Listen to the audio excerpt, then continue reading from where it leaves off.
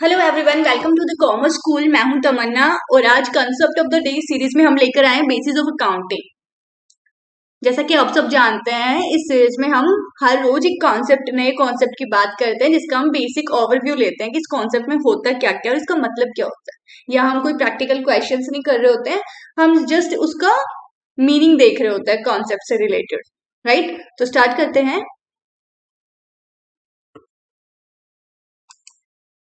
Basis of accounting, दो basis होते हैं अकाउंटिंग के। एक होता है कैश बेसिस पे अकाउंटिंग करना, एक होता है अक्रूवल बेसिस पे अकाउंटिंग करना। तो choice of accounting basis depends on the business nature and regulatory authorities requirements.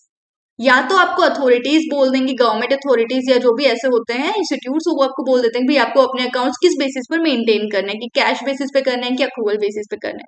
या फिर बिजनेस, किस टाइप का बिजनेस आपका, उस पर भी डिपेंड करता है कि आपको दोनों में से कौन सा बेसिस ठीक रहेगा। ये इन दोनों पर डिपेंड करता है।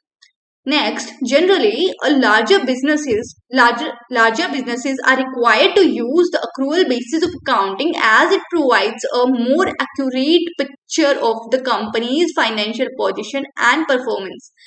नॉर्मल केसेस में, लगभग केसेस में बल्कि अक्रूवल बेसिस ऑफ अकाउंटिंग को चूज किया जाता है। अक्रूवल बेसिस क्यों?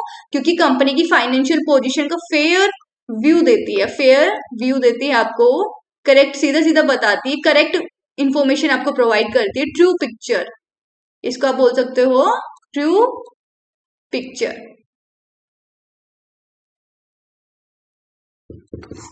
ये आपको एक ट्रू पिक्चर दे देती है, इसीलिए अक्रूवल बेसिस को प्रेफर किया जाता है।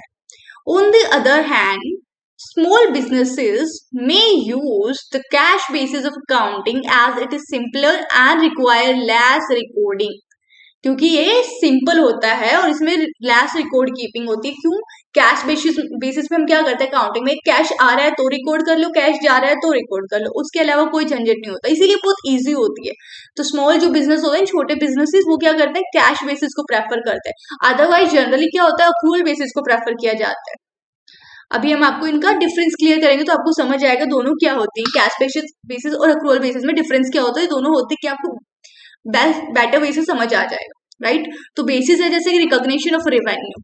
तो कैश बेसिस में क्या करते हैं हम, रिवेन्यू कब रिकॉग्नाइज करते हैं, only when cash is received. आपको रेवेन्यू होगी, आपको कोई इनकम हो रही है, वो कब आप कब मानेंगे कि इनकम हो गई है, जब आपको कैश रिसीव हो जाएगा। अगर आपके पास पैसा आ जाएगा तब आप मानेंगे इनकम हो गई। लेकिन क्या जरूरी है आपको हमेशा पैसा मिले? कभी कभी आपने सेल कर दी, लेकिन इनकम क्या है, उन्होंने बोला हम 1 महीने बाद पेमेंट करेंगे, 2 महीने बाद पेमेंट करेंगे, तो क्या आपको इनकम अभी नहीं हुई थी? अभी हो गई थी इनकम, बस कैश ही तो रिसीव नहीं हुआ। कैश आपको इन फ्यूचर रिसीव हो रहा है, लेकिन इनकम तो इसी बात की हो गई। तो कैश बेसिस क्या कहता है कि इनकम रिसीव हो गया, जब हमें पैसे मिलेंगे हम तभी रिकॉर्ड करेंगे, पैसे मिलेंगे तो इनकम मानेंगे, अदरवाइज हम इनकम ही नहीं मानेंगे।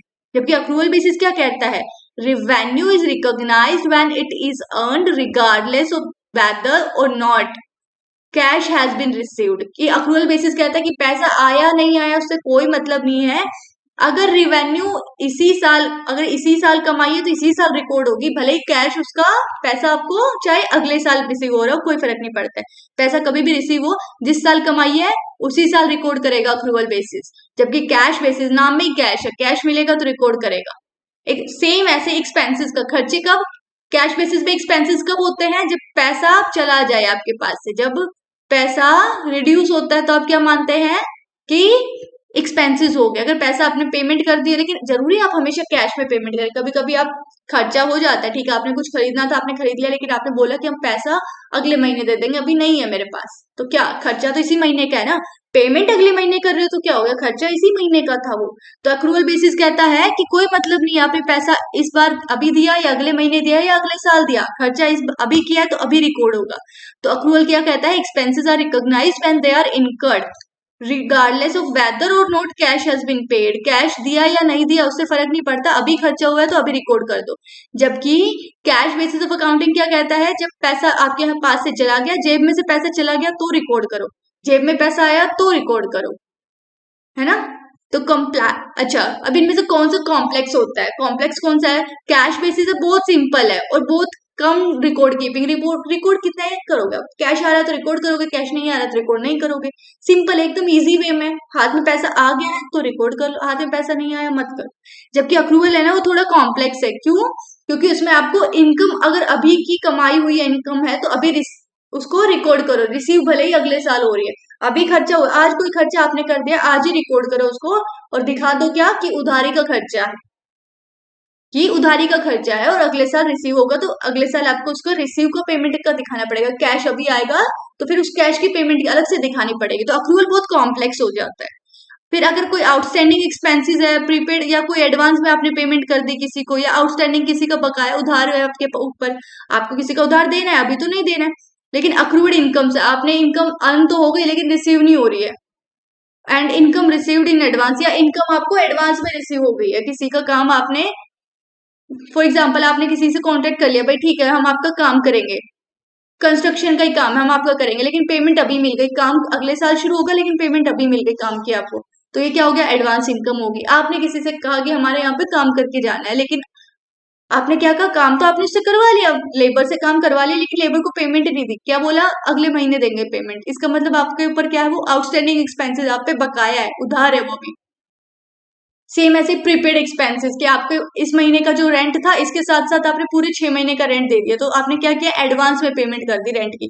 तो एडवांस मतलब प्रीपेड एक्सपेंस, आपने एक्सपेंसेस को पहले ही पेमेंट कर दिया। अपने मोबाइल का रिचार्ज कराते हो आप, पहले आप उसमें रिचार्ज कराते हो, फिर यूज करते हो उस रिचार्ज को, उस डेटा को। पहले आपने उसमें रिचार्ज कराया फिर डेटा को यूज करते हो। प्रीपेड प्लान्स होते हैं ना, कुछ कुछ लोग पोस्टपेड भी रखते हैं, तो वैसे ही ये सब एक्सपेंसेस होते हैं ना अजीब अजीब से, आउटस्टैंडिंग, प्रीपेड, इनकर्ड और अकर्ड, एडवांस, ये जो भी होते हैं इनको कंसीडर ही नहीं करता कैश बेसिस। क्यों? कैश बेसिस कहता है इनमें पैसे का कोई रोल ही नहीं है, उधार का खर्चा है, अगले महीने पेमेंट करोगे तब रिकॉर्ड कर लेंगे, है ना।